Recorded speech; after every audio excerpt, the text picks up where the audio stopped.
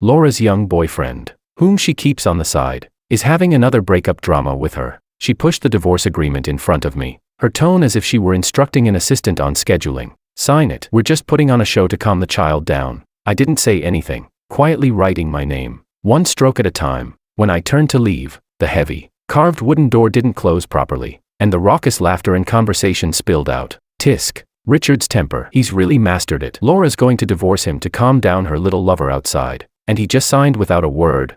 Another voice, full of unmasked lightness and mockery, followed. Just a wimp. Laura knows exactly how to handle him, making him do whatever she wants. I stayed silent, only replying to the message that had just come in. Don't get stuck in the muck, Richard. Come be with me. Okay.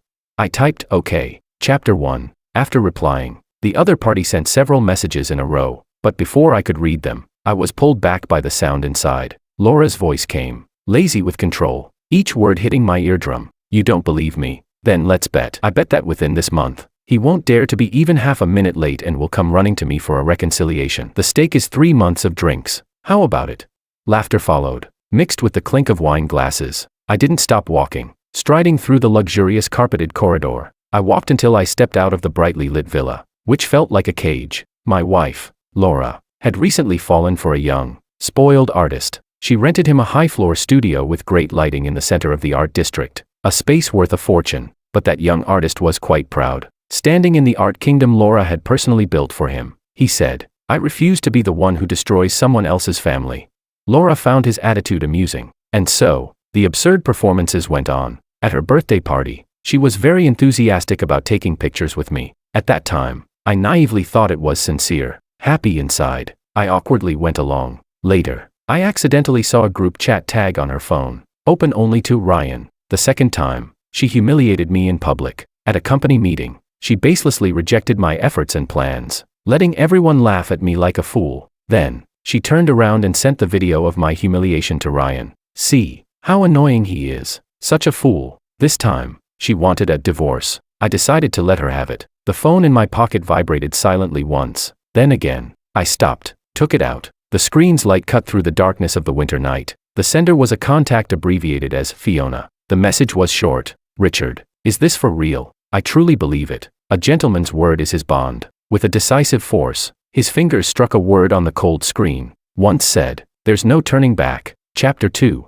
In the afternoon, we drove to the Civil Affairs Bureau. Throughout the journey, her mood was surprisingly good, her head gently swaying to the soothing jazz rhythm. As we got out of the car, a cold breeze rushed in, mingling with the scent of expensive cedar and tobacco she wore. Looking a bit pale, she raised an eyebrow, seemingly noticing me for the first time. Didn't sleep well last night. How many times do I have to tell you? It's just about entertaining a child. For the novelty. Before she finished speaking, a velvet box slipped out of her coat pocket, the lid popping open with a snap. A dazzling, eye-catching, and avant-garde men's diamond ring quietly lay on the ground. A hint of embarrassment flashed across Laura's eyes as she quickly picked it up and shoved it back into her pocket, clearing her throat nonchalantly. Let's go. Let's make this quick. I have a lunch meeting. Inside the Civil Affairs Bureau, the process was surprisingly fast. The staff asked in a formal manner, "Is this a voluntary divorce?" "Yes," I nodded. "Is the relationship confirmed to be broken?" "Yes," I nodded again. "There will be a 1-month cooling-off period. After that, both parties must come in person to finalize the divorce certificate." She handed over the stamped receipt. Laura took it and, before even leaving the service area, immediately pulled out her phone to take a picture. Almost simultaneously, my phone in my pocket buzzed. A familiar WeChat profile picture, Ryan. Below the photo, a line of text was glaringly clear: "Behave. Want to see what a divorce certificate looks like tonight? I'll keep it for you." My fingertips were cold, and without hesitation, I deleted the conversation. The next second, a new message popped up. From Fiona. On the 3rd of next month, the Concorde flight from Toronto to London is reserved. Followed by, "Don't be sad. I'll be waiting for you in Toronto." Later that night, I dreamed of Laura. She was a young girl then, with neatly cut short hair and eager eyes. "Richard, how did your hands get so beautiful? You write well, and you must play the piano well too." That expensive Steinway was nothing but background music for her at a cocktail party. What is the Koo family? From now on, everyone will have to look at our faces.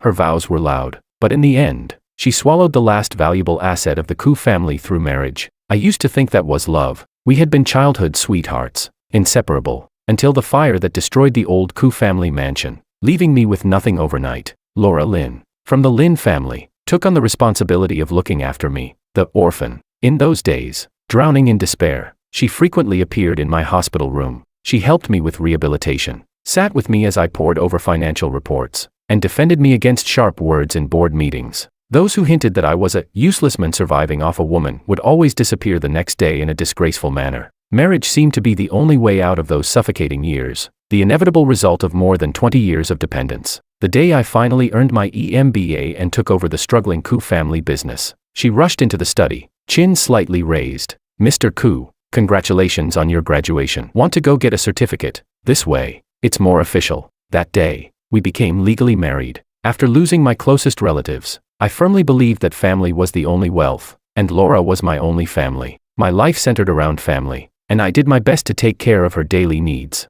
In my dreams, it was her warm fingertips as she put the ring on my finger. She held my chin, her voice hoarse. "Richard, this is what I wanted." But before she could finish, the dream ended. Waking up, all I saw was impenetrable darkness, heavy and suffocating on my chest. My phone on the pillow suddenly vibrated, its soft glow piercing the darkness. A video MMS from an unknown number. I opened it. The image swayed. It was Ryan's youthful, arrogant face, bare-chested, lying in a messy, pristine white bed. The camera slowly panned downward. On the sheets, she lay there, exhausted from several sleepless days and nights. My stomach churned. In a panic, my fingertips touched the screen, and a deep, penetrating voice echoed, "Richard." I froze, as if stung. In the darkness, the only light source clearly illuminated the caller ID. Fiona. Chapter 3. Fiona was once a fellow patient on the other side of a cold screen during my darkest days. By chance, I joined an anonymous trauma support forum, and the system randomly assigned me a long-term support partner. Silent Echo. The avatar was an abstract painting. For nearly 2 years, I firmly believed that the person on the other side was a young man struggling with anxiety. At first, he was as indifferent as a stubborn rock, giving no response to any of my shares, but there was a subtle sense of salvation between kindred souls. I sent daily fragments persistently, from cold words to environmental recordings, as though casting a message in a bottle into the deep sea. Finally, one day, I started receiving brief replies. Thank you. Then, we were able to have a few exchanges. Over time, a near-brotherly rapport had formed. So, when she first initiated a voice call, hearing that clear, forceful female voice nearly made me drop my phone in shock. "I'm so sorry. I always thought you were a guy." Her voice was dry. "I'm not disturbing you." Fiona's voice was calm. "It's 3 p.m. in Toronto now." After that, a strange sense of boundaries made me instinctively pull away. It wasn't until nearly a month later that I returned to the forum. That day, Laura had just thrown the gilded divorce agreement in front of me. On the screen, Fiona's private message popped up. "How have you been lately?" My mind was consumed by the word divorce, and my fingers instinctively typed, "Getting a divorce." My fingers moved unconsciously, and I opened the conversation again. "Fiona, I think I'm about to fall into the abyss again. I had lost the Koo family. My parents and the old mansion had turned to ashes. Now, even Laura, whom I had once thought was my one true love, was about to sever this last connection." I never expected that the reply from the other side of the screen would come. "Don't get stuck in the mire, Richard. Be with me." At the same time, the sound of laughter and conversation from Laura's office seeped through the door, clear and ear-piercing. "Ha, Richard Koo, after divorcing Laura, what's he even worth? He's just a dog trained by Laura." Exactly. Laura's lazy and controlling voice rang out. "He'll crawl on his knees to the place I designate, bringing me whatever I want with both hands." I stared blankly at the woman on the other side of the door, a familiar yet strange figure. My fingertips were cold, with a resolute sense of finality, and I typed heavily on the screen. "Okay." Fiona was decisive. Not long after I replied, I received a PDF in my inbox, Toronto Action Guide. The document clearly listed all the matters at hand, with priorities and deadlines marked. What was most bizarre was that at the end of the to-do list, there was a long list of tourist attractions. At the very end of the file was a line she had typed herself. "As the saying goes, the moon abroad is never as round as at home, and the scenery is the same, you know. I'll regret it if you don't believe me." For some reason, the last 2 sentences hit me hard, and I smiled for the first time in a long while. I gladly accepted her guide and began following the itinerary. By day, I dealt with affairs. By night, I packed my bags. The day I moved out of the penthouse, I received a message from Laura. "Moved out? Not even a call? Are you sulking?" She was touring Europe with Ryan. Immediately after, a photo of a luxurious hotel terrace at night came through. This hotel's private cigar bar is quite nice. Next time, I'll take you there to try it. My finger hovered over the block button, but thinking about the final settlement in a month, I ultimately held back. For the next half month, I operated like an efficient machine. I dealt with non-core assets that could be quickly liquidated. The most mentally exhausting part was sorting through all the asset documents and share certificates that Laura had entrusted to me over the years. Each document felt like a heavy brick, recording how the Koo family had been devoured, and how I had handed over the rope in her protective illusion. The night before we were to go to the Civil Affairs Bureau, my phone suddenly lit up. It was Laura. She was back. Through the receiver, I could hear a tense and confused tone. "Richard, did you move out?" Chapter 4. Laura seemed to have long grown accustomed to the silence on my end of the phone, as she let out a soft laugh. "Richard, sometimes you really are." She paused, seemingly searching for the right word. "Can you be more of a man and stop being so melodramatic? It's annoying. I've told you 100 times. It's just an act." Her tone was as relaxed as if she were discussing the weather. "How about this? Let's just play the act out. Tomorrow, go with me to the Civil Affairs Bureau to pick up the divorce certificate." I held the phone, my fingertips cold. "Richard, don't worry. It's just..." She seemed to want to add something. "Okay," I interrupted her, my voice calm and unwavering. Wow. On the other end of the line, a louder, mocking cheer erupted. I didn't listen any further and directly ended the call. Then, I sent the Civil Affairs Bureau's opening hours through WeChat. The next day, I woke up early. Laura arrived fashionably late. She was wearing a sharply cut black cashmere coat, which only enhanced her commanding presence. The divorce process was even smoother than last time. It took only 5 minutes from start to finish. After leaving the service area, Laura seemed to be in a good mood. I put the certificate away and looked up at her, my gaze calm and steady. "Laura, do you have time later?" She seemed momentarily stunned. Since we got married, in public, I had never addressed her directly by name. At the company, she was always formally referred to as President Lin. The next second, her eyes, always calculating and scrutinizing, curved into a smile, and she spoke in a clear voice. Yes, no matter how cold, calculating, or indifferent Laura had been over the past year, I had never thought of erasing the past version of her completely. I still remembered her youthful figure standing in front of me, and the cup of warm water she had handed me during the darkest days after the Koo family collapsed. I was grateful for those moments, whether genuine or not, and thankful for the care, even if it had an ulterior motive. So, even though we'd come this far, I never thought of slipping away quietly like a coward. I wanted to give this relationship,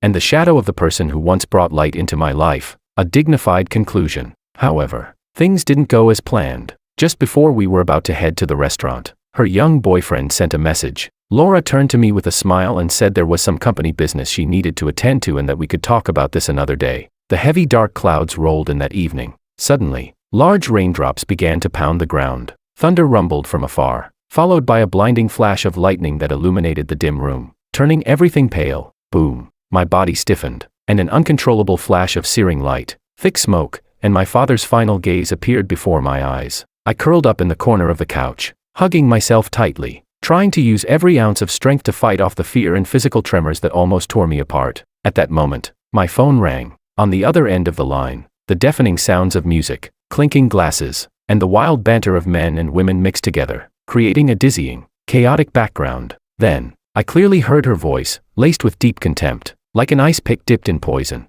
stabbing through my eardrums. Koo family heir? Ha, what a joke. Do you know, all those years taking care of him, watching him like a useless piece of trash who couldn't even speak. I'm so sick of it. If it weren't for that little scrap of Koo family wealth he had, who the hell would have the patience to coddle a scared, useless heir? Marriage. Want to know why I married him so early? It to get the last bit of juice out of the Koo family and make it official in my hands. As for him, she let out an extremely sharp, mocking laugh. You get it. Ha ha ha. Boom. A thunderclap exploded above my head, shaking the entire building. Her venomous words on the phone, the storm outside, the destructive fire in my memories. In that instant, everything was linked and detonated by that strike of lightning. The immense humiliation and shame overwhelmed me like a tidal wave. Just then, the screen lit up. It was Fiona calling. Richard? Her voice came through the receiver, calm, clear, and with an odd, penetrating power. Are you crying? Her voice remained steady. I wanted to say no, to deny this last moment of vulnerability, but my throat felt as if it had been welded shut, and apart from the broken sounds of breath, I couldn't utter a word. Send me your location, she commanded, her tone clear and decisive, with an undeniable strength. I'll come to find you. Chapter 5. After Laura became single again, A group of second-generation elites who were either close to Laura Lynn or hoped to attach themselves to the Lynn family organized a party called Celebrating New Beginnings, booking the largest VIP room in the city's top luxury club. It was unclear how late they partied, but by the time they had drunk themselves senseless, the room was a mess of people sprawled out in various states of inebriation. Someone, in a haze, pulled out their phone to scroll and suddenly shouted, "Whoa, big gossip, check the trending searches, that mysterious lady from the Kim family, who has always been abroad handling the core business, Fiona Kim. She's quietly come back to a city." No way. Someone rubbed their eyes and slurred. Isn't she stationed in Toronto? After her grandfather passed, she barely came back. Always so elusive. I swear it's true. It's everywhere. The person shoved their phone in front of everyone's face. There's proof. With a picture. My God, it really is her. The aura, even through the screen. It's intimidating. Wait, is there someone next to her? Whoa, the way they're so close. That must be her boyfriend. Looks like she brought him back to meet the elders. No, this person. Why does he look so familiar? Laura. Someone pushed the quiet Laura, who had been drinking in the corner, staring at her phone without speaking. Look, the person next to Fiona. Doesn't he look like Richard? Laura hadn't actually been drunk, but she had no interest in other people's gossip. How could it be my ex-husband? She impatiently took the phone and scoffed. Richard. Before she could finish speaking, her gaze swept over the photo on the screen, and she froze. The photo was taken at the VIP entrance of the airport late at night, under a huge black umbrella. A tall woman dressed in a sharply cut black trench coat, her profile cold and refined, exuded an intimidating aura. The man next to her was holding the umbrella with one hand, talking and laughing with her. Laura seemed as if she had been burned, but, for the sake of her pride, she quickly adopted a relaxed demeanor and said, "There are plenty of people in the world who look ordinary and resemble someone else. This Kim family heir's taste isn't even that great." A group of people behind her immediately chimed in. Ha ha ha. Laura's right. The heir's taste is really nothing special. In the bathroom, Laura pondered. How could Richard possibly know Fiona? The woman who held the core assets of the Kim family, who even her mother had to be respectful toward. They were from two completely different worlds. It must be a mistake. He had called her before, saying he had something he wanted to discuss. He wouldn't have moved on so quickly. She pulled out her phone, about to dial his number, but her eyes glanced at the time at the top of the screen. 3:17 a.m. At this hour, he was probably asleep, but it didn't matter. No matter the time or place, he would always answer her calls. However, what came through the receiver was a cold, mechanical, emotionless voice. "Sorry, the number you dialed is not in service. Please try again later." Since that destructive fire, I had never stepped out of a city. In moments of tension, I would instantly be pulled back to that nightmarish moment with flames reaching the sky, and encountering something entirely unfamiliar would plunge me into an uncontrollable panic and speechlessness. At this moment, I sat beside Fiona. Outside the private plane's window was an impenetrable night and rolling clouds. Fiona was tall. Even though we sat side by side, the powerful aura she carried from her long tenure at the top brought an invisible pressure. From getting into the car to boarding the plane, she spoke very little. When the driver or the flight attendant spoke to her, she only responded with the briefest of words, her voice cold and crisp, carrying an undeniable sense of authority. Her identity was clearly extraordinary. Despite the late hour and heavy rain, many reporters who had heard the news immediately rushed over, microphones extending toward us, their chaotic shouts rising one after another. "Miss Kim, is there an important reason for your sudden return to the country? Miss Kim, who is the man next to you? Miss Kim, what are the next steps for the Kim group?" Just as I was about to be overwhelmed by a sense of unease and regret, the person beside me suddenly moved. She turned slightly, pulling a packet of tea bags from her bag. A faint scent of lavender and chamomile mixed with a hint of honeyed sweetness quietly wafted out. The memory was instantly pulled back 2 years. In that anonymous forum, I had tirelessly tried to open Silent Echo's heart. I recently found a tea bag that's quite special. A subtle fragrance of lavender and chamomile. When I'm feeling down, brewing a cup helps a lot. Would you like to try it? Send me an address. That was the first time she had responded, sending a string of addresses in Toronto. Would you like some? Fiona's voice came through, softer than before. She seemed not as unapproachable as her appearance suggested.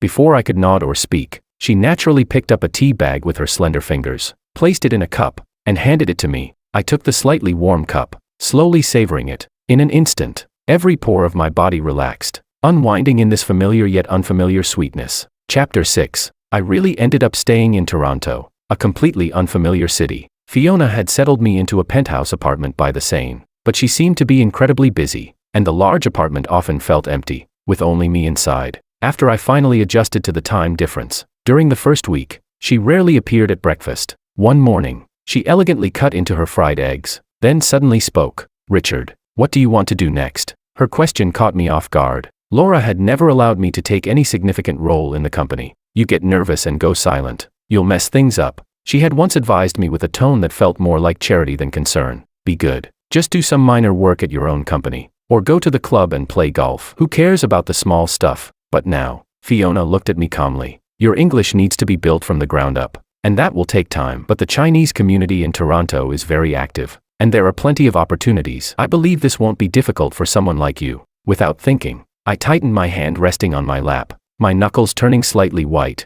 Can I do that? After so many rejections, I had become a bit unsure of myself. Fiona raised an eyebrow slightly and smiled faintly. "It's never too late to learn a language. Believe in yourself." Then, while learning English, I began working as a basic employee in Fiona's company, handling clients from the Chinese market. Learning and working, the sense of fulfillment and joy, pure and long forgotten, filled my heart like warm spring water. This happiness was so real that I couldn't help but want to share it with the few friends I still kept in contact with. Excited, I logged back into my long-forgotten WeChat account. However, the message notification sound instantly exploded like popcorn popping. Going off frantically, the screen was flooded with countless messages, nearly freezing the app. The top few were from an acquaintance, a fringe figure from Laura's circle. "Richard, where have you gone? Laura's been searching for you like crazy. She even called me. Reply quickly. Laura seems really angry." Laura was looking for me. When Fiona took me away that night, I had been in such a terrible state, nearly on the verge of collapse. So, I entrusted all the follow-up matters concerning Laura and the marriage to Fiona's people. As for my phone number and social media accounts, I had cancelled the old number and had Fiona set up a new one for me with encrypted contact details. At that moment, a voice call request suddenly popped up with an unbearable ringtone. My finger was about to hit the delete button, but I accidentally answered. The next second, Laura's voice, full of suppressed fury, almost screamed into my ear, vibrating through my eardrum. "Richard, what the hell are you doing? Where the hell have you been? Do you still want to attend next week's gala? Do you still want the anniversary gift?" "Laura," I spoke calmly. "Unexpectedly so, we're divorced." There was a sudden silence on the other end of the line, as if she hadn't expected me to interrupt her so directly. Without a second thought, I ended the call. Less than a second after the screen went dark, the notification sound exploded again. "Richard, I've told you 100 times that was just an act. Are you so stupid you can't understand? What's your new number? Send it to me now. Add me back on WeChat. Do you want to remarry me or not?"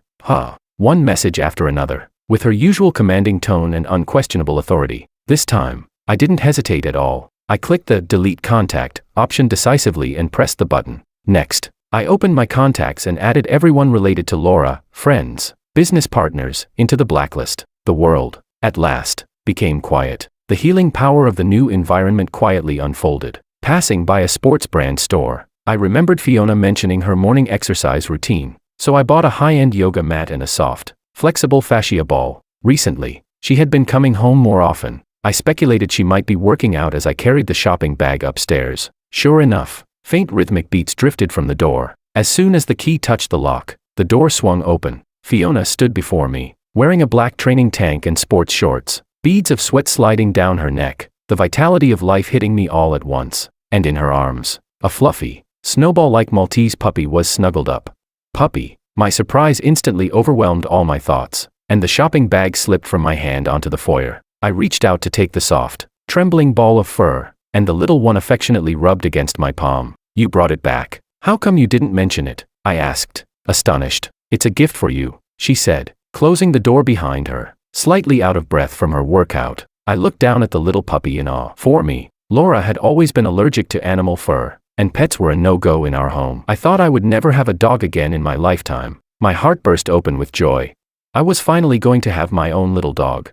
"Here, this is for you," Fiona said, hurriedly bending down to pick up the yoga mat and fascia ball and handing them to me. "I thought you could use them." She casually placed the items on the counter, her eyes still smiling as she watched me and the puppy. I hugged the warm little comfort and sank into the sofa. The golden retriever from my childhood had been similarly pressed into my arms, a birthday gift carefully chosen by my father. Once a symbol of a carefree life, it felt as though holding this puppy was anchoring my heart. Looking up, I noticed Fiona, intrigued, playing with the gray-blue fascia ball. Her relaxed state after the workout allowed her brow to soften, and a rare, gentle curve of her lips appeared. "Fiona," I said, watching her childlike movements. The old term slipped out unconsciously. You can use that to roll out the trapezius. I stopped abruptly. The air instantly froze. Fiona. A low, heated voice surged toward me. She had somehow leaned in with a mischievous smile, her body temperature from the workout radiating like a wave of heat. The proximity was dangerously close.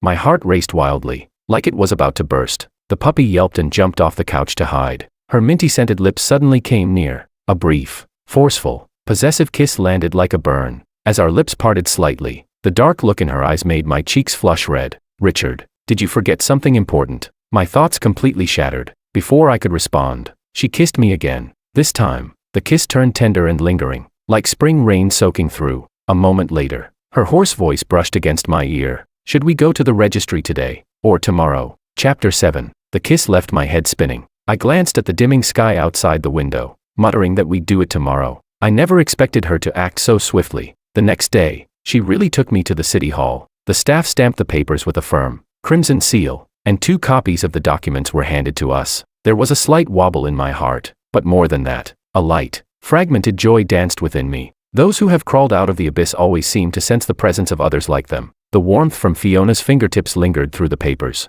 This choice was right. The sun was just right on the way back, but the sudden buzz of my phone felt like a chill rushing through me. It was an unfamiliar Toronto number. As soon as I answered, Laura's voice, laced with malice and impatience, cut through the distance. Richard, so, you've finally gone to Toronto and become that sick friend's lapdog. Huh. Her voice grated like sandpaper. It's been a month. Are you playing dead for whom? Have you had enough? I drew in a deep breath of the cool Parisian air, steadying myself. Laura, stop harassing me. Harassing? Do you think you have a life without me? She scoffed, each word stabbing. Clinging to your sickly friend as your lifeline. The raw honesty of the past had turned into a whip today. None of your business, she howled, on the verge of exploding. You were mine in life, and you'll be mine in death. Then her voice dropped to a low growl. Get back here now, or else. Beep. I cut the call decisively. The screen lit up immediately with a new message. Fine, got your wings now. Ha. Go mold with your sickly friend. Then, I had never seen Laura's true nature so clearly before, so vile, so contemptible, but after a moment, it felt almost natural. She could openly have an affair during our marriage and shamelessly claim a fake divorce. What could someone like that have of any noble character? It was just my youthful, lingering feelings that had blinded me to the truth. That night, after a long period of silence, notifications from social media and various platforms rang out in quick succession. Many people who weren't even close friends sent messages. Richard, what's going on with you and President Lin? One screenshot showed Laura's latest post. It was a photo, lit with an ambiguous glow and artistically composed, filled with atmosphere. In the photo, Laura and the young artist Ryan were intimately wrapped around each other, with their poses suggesting closeness. The caption was just a heart emoji. It was almost a public declaration of her relationship with Ryan. I couldn't be bothered to explain anything to these onlookers. I simply posted a direct, no-frills picture of our divorce certificate cover. No caption. Soon, my university friends group became very active. Whoa, Richard, you finally saw the light. Let's celebrate. We all knew Laura was trouble. When did that bunch of her friends ever respect you? Exactly. She's a mental manipulator, always bringing up your PTSD, making you so tense you couldn't even speak at social events. Totally. You could be having a good time with us,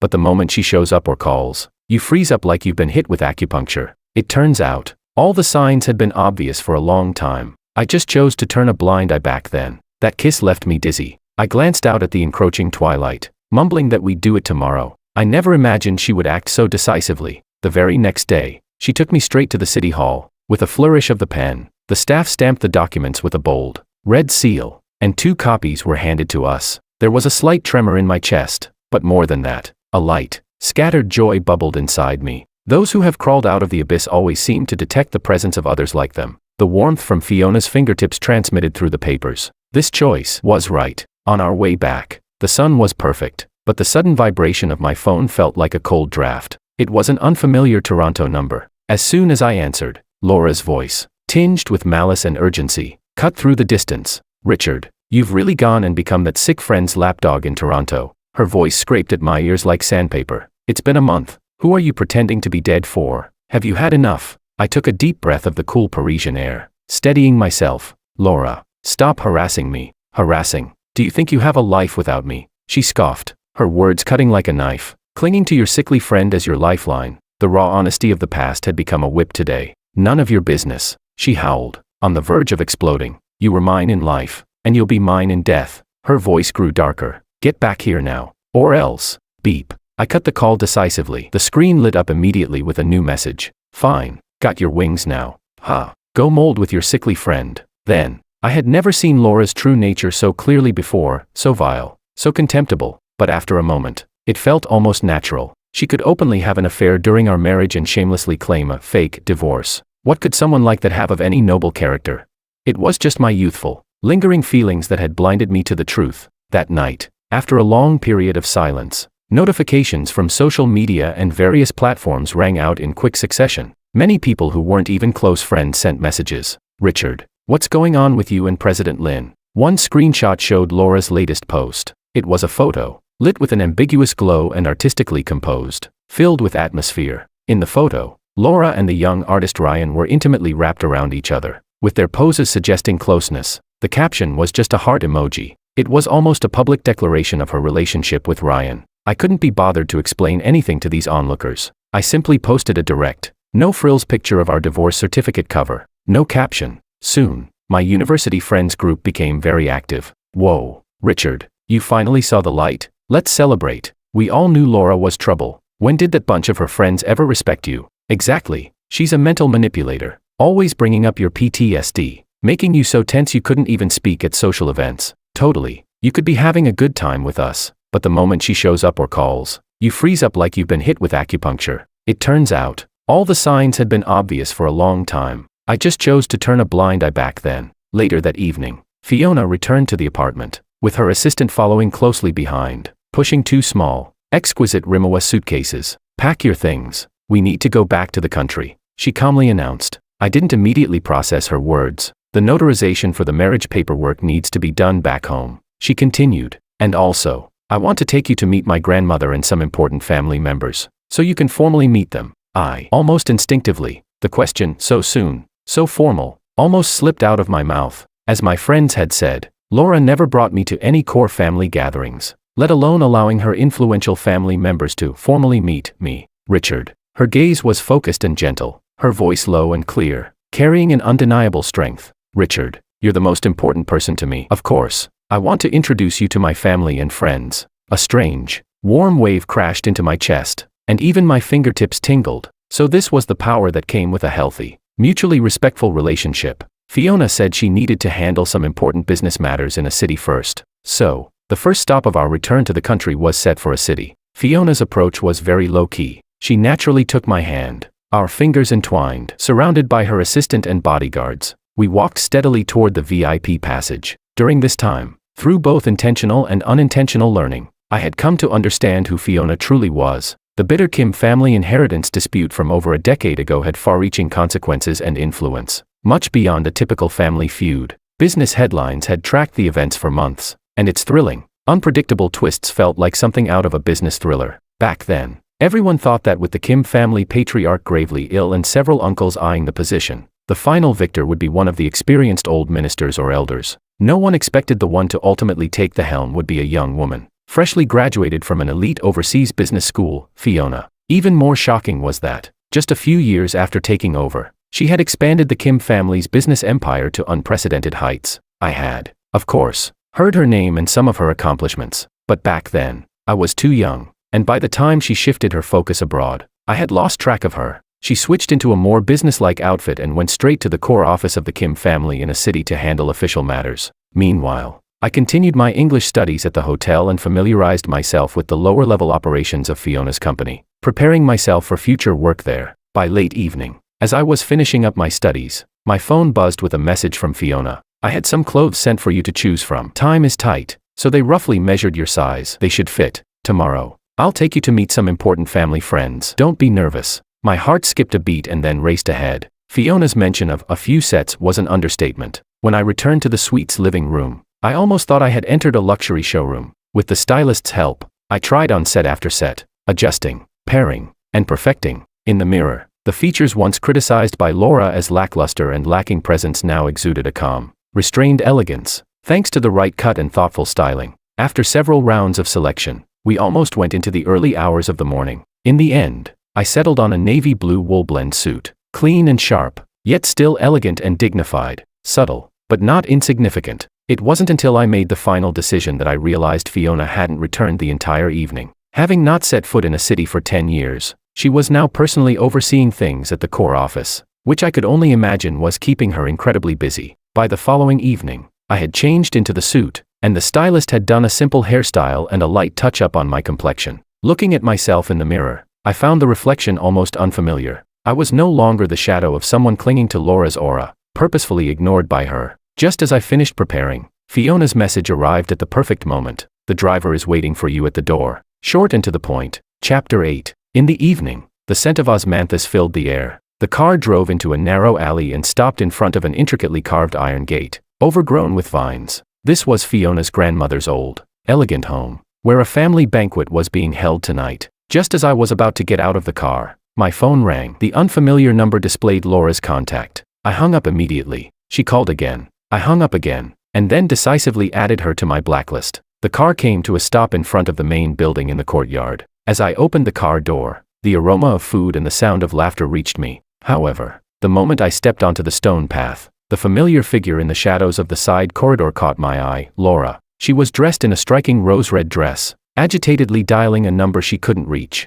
I ignored her and walked straight toward the main hall's entrance. Suddenly, she snapped her head up, her expression freezing into shock and anger. She straightened her back, her high heels stomping loudly, blocking my way. Her eyes were slightly red, and her voice became sharp. Richard, what are you doing here? Didn't you say you were cutting ties with me? Her voice dripped with sarcasm. Oh, heard about the party and decided to show up. Huh, nice try. She extended her hand, adopting a condescending stance. Fine, fine. It's important to make a good impression. Hold my arm. Let's go in looking presentable. I'll smooth things over with my mom and sister for you. The absurdity of it hit me all at once. I took a deep breath, completely ignoring her, and stepped aside to bypass her. She froze, then hurriedly caught up and grabbed my arm, lowering her voice to warn me. Stop right there. Are you deaf? Today, it's all close family and friends, and the company's big clients are here. Show some manners. Go in. Keep quiet, and smile. Don't embarrass yourself. She tried to forcefully loop her arm around mine. Come on, hold my arm. Let others see. I abruptly stopped and turned around, my gaze as cold as ice. Laura, I'm not here to find you. She flared up like she had been struck. Ha, not here to find me. What's with the high horse? Without me, you'd never be here. Before she could finish, the grand door to the hall opened. Warm yellow light spilled out. Inside, the atmosphere was classic and cozy, with the family banquet in full swing. The focus of attention wasn't the kindly Kim matriarch at the main seat, nor was it her modest mother and competent older sister sitting at the lower places. The center of attention was Fiona Kim, casually standing by the main seat sofa. She wore a cream-colored cashmere sweater and a black pencil skirt, her hair tied loosely in a bun. She was talking to two elderly ladies, her posture relaxed yet commanding, effortlessly drawing all eyes to her. The elderly ladies' gazes often shifted to her, full of trust. Look, Laura's voice was thick with bitterness, yanking on my arm. That's the boss of our company's main client, Fiona, the pillar of the Kim family. What are you spacing out for? Go inside. Wait for her. Richard. Fiona's voice wasn't loud, but it pierced the space, clear and resonant. Her gaze naturally turned toward the entrance. The conversation in the hall came to an abrupt halt. All eyes, kind, confused, reserved, and probing, turned toward her. Fiona's lips curled into a slight smile as she nodded to the elders. She gracefully moved through the parted crowd, walking toward me. She stopped just a step away, her gaze focused and gentle, and reached out her hand to me. In the ensuing silence, with a smooth gesture, she led me by the hand to stand beside her. Her shoulder lightly brushed mine, offering silent support. Her gaze lingered seriously on my face, and then she turned to face the entire hall. She looked at the smiling matriarch, at Lynn's surprised mother and the older sister, whose sharp, scrutinizing gaze met hers. Her voice was steady and clear, a declaration that rang through the room. Grandmother, mom, uncles, and all the elders. She paused briefly. Let me introduce you properly. She turned to look at me, her eyes sparkling, holding my hand tightly. This is Richard. Her words were clear, each syllable deliberate. My husband. We just got our marriage certificate. A deep silence fell over the room. Kim matriarch suddenly stood up, her smile blooming like a flower, her voice filled with excitement. Oh my goodness, my Fiona, what wonderful news. You've told me about this before. She waved her hand enthusiastically, her eyes fixed on me. Richard, good boy, come over here and let grandmother take a good look at you. I always said Fiona has the best taste. so steady and composed. The room erupted in an instant, filled with congratulations and blessings. At the edge of the joy, Laura's face turned pale, and after the shock, there was only the unbearable sting of humiliation and anger. Laura's mother, holding a teacup, froze midair, her smile stiff and frozen. Her gaze was fixed on her daughter, a mix of disappointment and deep frustration reflected in her eyes. The older sister furrowed her brow and shot an accusing glance at Laura, quickly averting her eyes in discomfort, while the room was filled with warm laughter. In the corner of the Lin family section, everything was frozen in silence. Fiona took me back to the capital's family home. The notarization process was tedious, but we went directly to collect the certificate. On that day, when she had some free time, we made breakfast together and tidied the room. She shared a bit about her past. Her parents had passed away early, and her younger brother had tragically fallen to his death at the age of 8. The only relatives left were those who remained distant and polite. She had been in one relationship, which ended when her partner betrayed her. Since then, she had grown tired of the opposite sex for a long time. It was only by chance that she had joined the support group, where our story began, partly because my profile picture resembled her late brother. Half a month after we registered our marriage, I still hadn't initiated anything with her. Was it because I didn't know how to begin?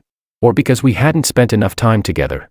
Nights together in bed, the atmosphere subtly changed. She tried to get closer, but there was a hesitation in her movements. I thought, is her restraint intentional? But when her kiss came, it was filled with warmth and urgency, genuine and undeniable. The certificate had already been received, and the union of feelings now felt even more important. I noticed she seemed lost in thought. I asked, "What are you thinking about?" Then, without waiting for a reply, I turned over and pulled her into my embrace. She shook her head, avoiding an answer. Her lips gently descended onto mine once again. Her kisses had been growing deeper and longer recently. "I just want to give you more time to adjust." Her voice was husky, seductive. A rush of warmth filled my chest. "Fiona," I whispered suddenly, with resolve in my voice, "I think I like you." Without waiting, I tilted my head and kissed her deeply. In the end, the night was fleeting, and only at dawn did we finally rest. Chapter 9. Things hadn't been going smoothly for Laura lately. After the setback at the family banquet, she was reprimanded by her mother, shunned by her sister, and even her small influence in the company was nearly taken away. She spent her days with the artist, but all her resentment was directed at me. She secretly hired a writer to fabricate stories about Fiona's affairs, inventing her as a mistress and slandering me as a man living off of others. Climbing the social ladder, beneath Fiona's rare financial interviews, vague comments began to appear.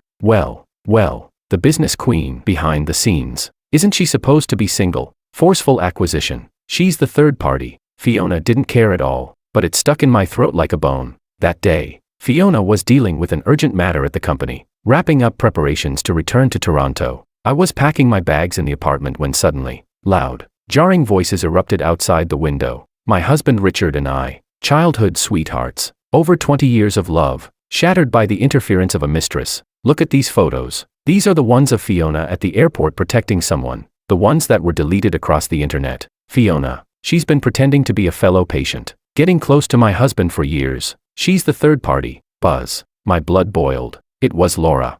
She had brought a group of influencers and blocked the entrance to the apartment building. She screamed into the camera, her face meticulously painted with an expression of rage and victimhood, playing the heartbroken person whose love had been stolen. "Kim family controls everything. I want justice. I want my husband to speak the truth." A wave of fury and protectiveness crashed through my reason. I grabbed the stack of evidence papers I had prepared earlier and stormed downstairs. The door was flung open. "Richard." Laura's face twisted with a mix of surprise and malice. I took a few steps forward, slamming the thick stack of papers into her face. Thud.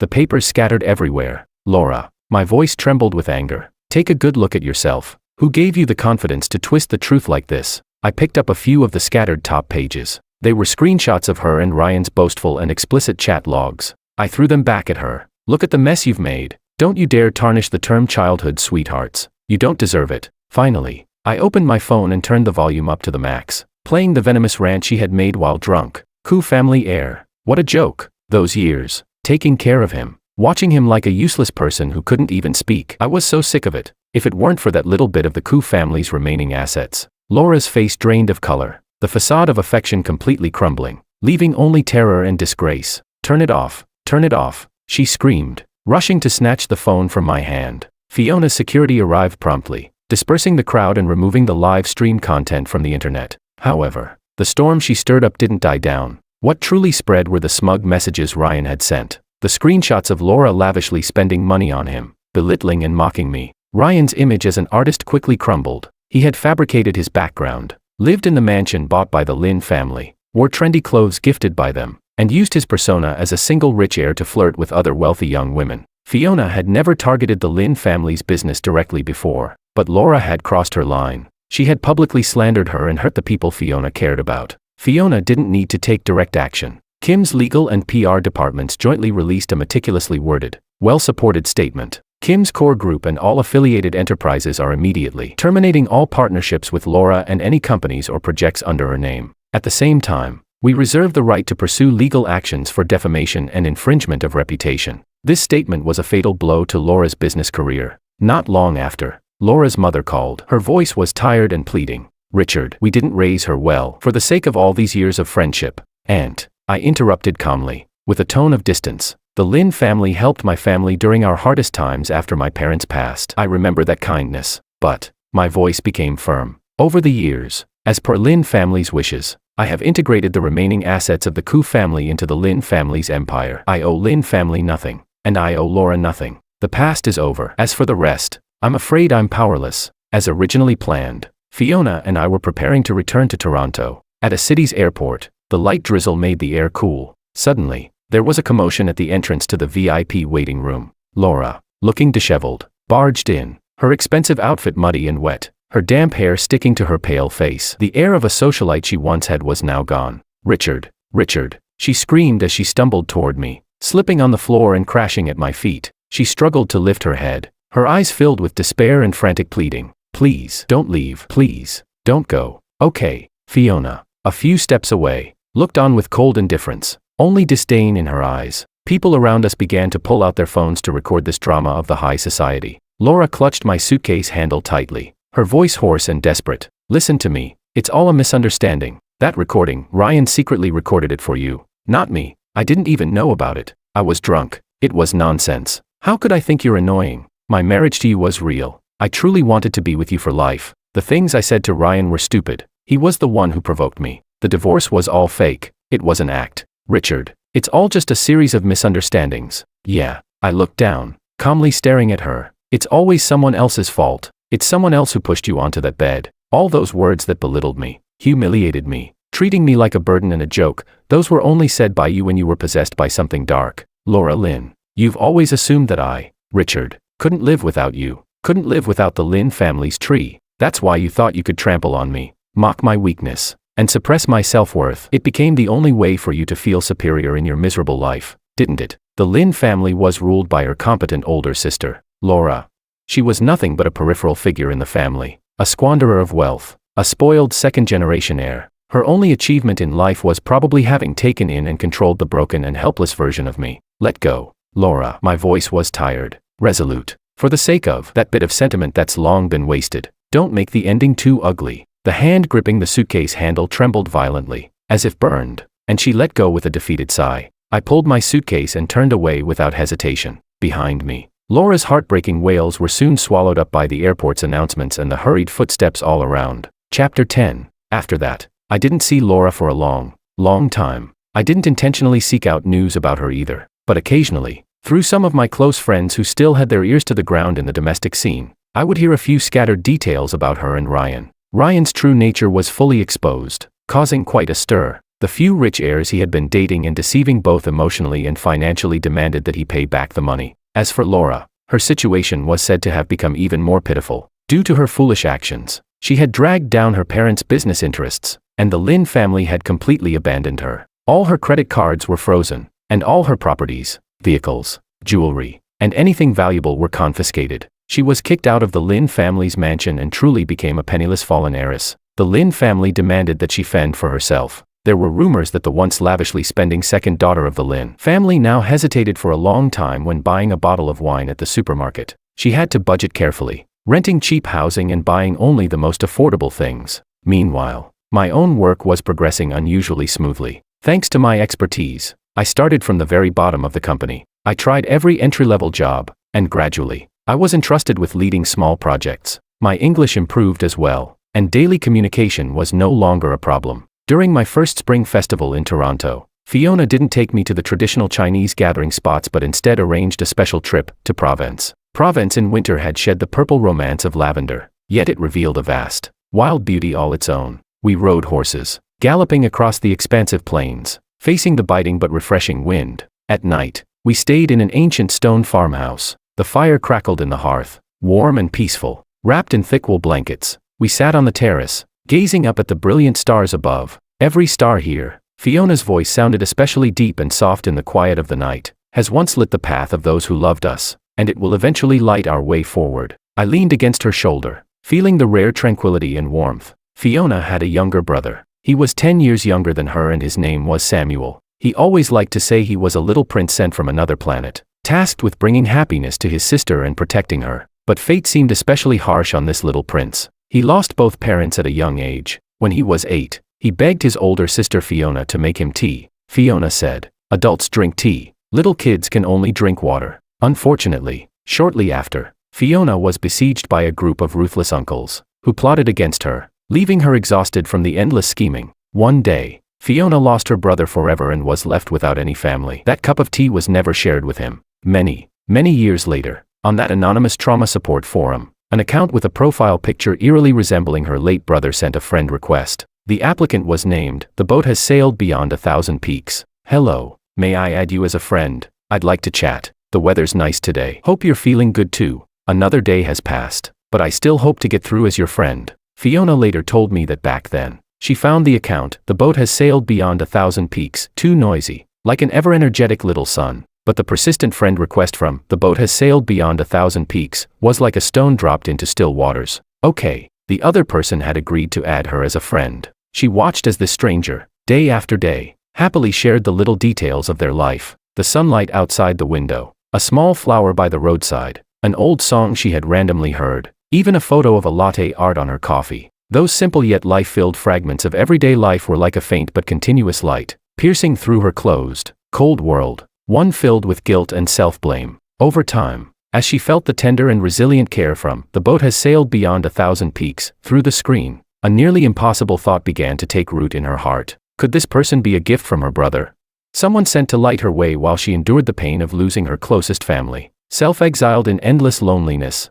But at that time, "The boat has sailed beyond 1,000 peaks" was someone else's husband. Now, Fiona's voice carried a hint of a barely noticeable choke, and she turned to face me. Standing in the center of the studio, "You are my husband." She walked to the window, looking up at the brightest star in the night sky, her voice soft like a sigh. "Do you think Samuel, did he really send the most precious gift in the world to my side? Did he forgive me for being such an incompetent sister?" I gently took her slightly cold hand, pulled her into my embrace, and kissed the tear that finally slipped down her cheek. "He never blamed you. He's always been the little prince who wanted to protect his sister, the angel who descended to earth. He saved me, and guided me, bringing me to you to fulfill his wish, to protect you, so that you would never be alone." Fiona's body trembled slightly, then she clung to me even tighter, as if trying to merge with me. Her voice was buried in the crook of my neck, filled with an unprecedented vulnerability and determination. "Richard, you are the light I've waited for in endless darkness. I love you so much. The greatest regret in life is to give a sincere heart to the wrong person, letting time pass in the mud. The greatest blessing in life is to still meet the person who knows how to cherish and light each other's way after all the scars."